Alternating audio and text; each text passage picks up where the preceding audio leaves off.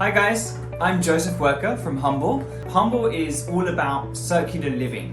And so what we do is we collect items that people no longer want or need and we bring them back into circularity. So everything that we collect is either reused, recycled or upcycled.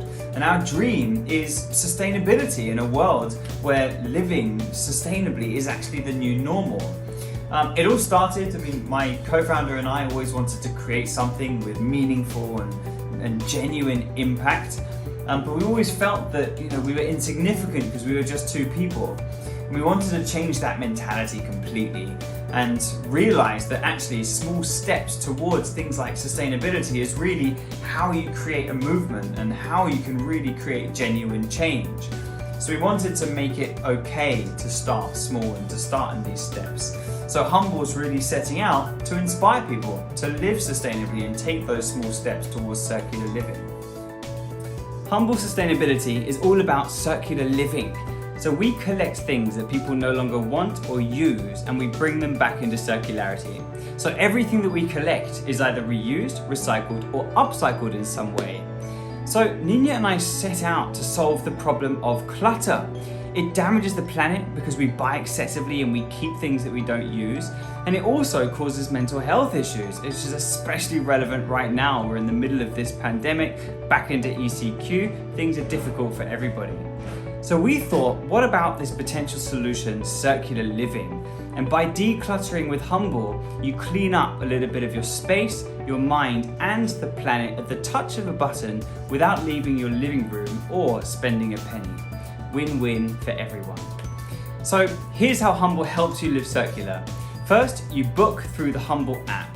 We then come and collect your items at the time that you've selected at your location without you having to get up, and we'll take those items away to our warehouse. From there, depending on what the item is, we will then either reuse it, recycle it, or upcycle it in some way with the help of our incredible ecosystem of partners. Our partners go from charities through to interesting furniture stores, all the way through to recyclers who will make planks out of plastic, which will be made to create a shelter to protect from disasters, or even upcyclers, which are brilliant famous designers such as Marco Custodio, Leroy New, Jingoy Buenzuqueso, and then we'll actually create upcycled products using some of the items that you give us and with the help of local communities, creating livelihood, empowering local families, so on and so forth. So what we do with the items is quite vast, but it's all with that one common goal: to help people declutter their mind and their space, and also to clean up the planet by preventing items ending up in the landfill. So in a nutshell, that's what we are all about. And we did this because we are passionate about the planet, we're passionate about empowering communities, and we're just passionate about positivity. Why Humble? Why did we call it Humble? Well, there's two real reasons for that. The first of which is that the value of humility is so important to myself and my co-founder Nina. I think I went through many personal failings where humility was definitely one of the biggest lessons, and I hope many of you have as well. It's a really interesting lesson to learn. And that value for us is really the center of everything. It's the most important part of any kind of leader or organization, was really to have that humility. So that was one reason. The second reason is that this whole idea of changing, climate change, reversing it and actually getting us back to a place where our planet has a bright future is a huge task. But we felt that maybe it doesn't have to be this just extreme measure for everyone. And I think society has told people that you either have to be all or nothing when it comes to sustainability. But we don't believe that. We actually believe that these small, humble steps really make a difference, because that's what the population need in order to take a step or two, which turns into 5 steps, turns into 10 steps. And that's how we can create genuine change. So that's why we called it Humble. What is Humble's main objective?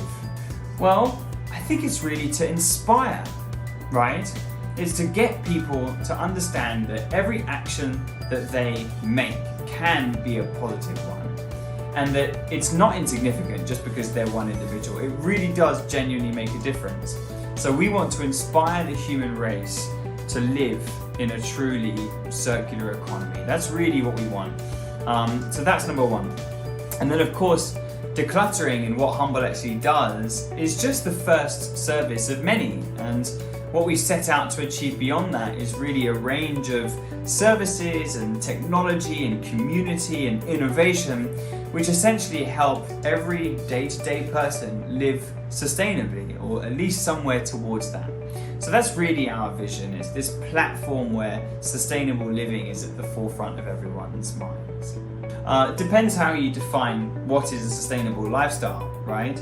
And I think I see lots of people who maybe think buying super expensive organic peanut butter or some really beautiful wooden straw which costs 1,000 pesos is the way to live sustainably. And maybe it does, but I believe it can start much more simple, right? Turning off the AC, choosing the fan, turning the lights off if you can still see. Try not eating meat, try not eating fish, right? These things have a huge impact in our world.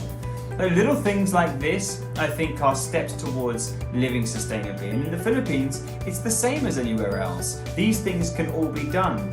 Yes, there may be not quite as many, innovations such as recycling centers as some of the other countries, but it's also fair enough, and we are getting there, and we need to help each other get there as well. So we can all do our part by living sustainably. My genuine love and heart goes out to everybody who's struggling, or the families that you may have who have struggled, or some people even lost loved ones. This is a really extremely difficult time. And I think my words of encouragement would really be, first, it's okay to not be okay. We have to make it okay. And if people are not feeling alright to come forward, that they're down or that they're making mistakes, that they're struggling, we stand no chance. And that has to be it. We have to create an environment where people are okay to be vulnerable. I'm vulnerable all the time, and I'm struggling, and it's okay for all of us to struggle. And this is the time to really stick together and be there for one another.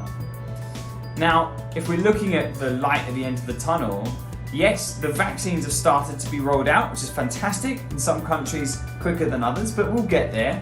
That really is a big step. And we have a long way to go though, there is a long way to go. But once we're through, I think we've also proven that education, government, private sectors can work together to make huge changes. So if we can do that for something like a pandemic, why not address that also for the environment later down the line? So lots of very dreadful things happening, but there's plenty of reason to actually have that positive outlook and help each other. So I'm going to cut it there. Thank you so much for bearing with me in my annoying accent. Maraming salamat sa inyong lahat. And stay healthy, stay safe. This is really a good time to focus on mental health, physical health. Look after yourself, look after your families and your friends and your colleagues. And sending my love and sending our love from Humble. Stay well, and I really hope I get to meet you all one day. Please feel free to reach out. Goodbye.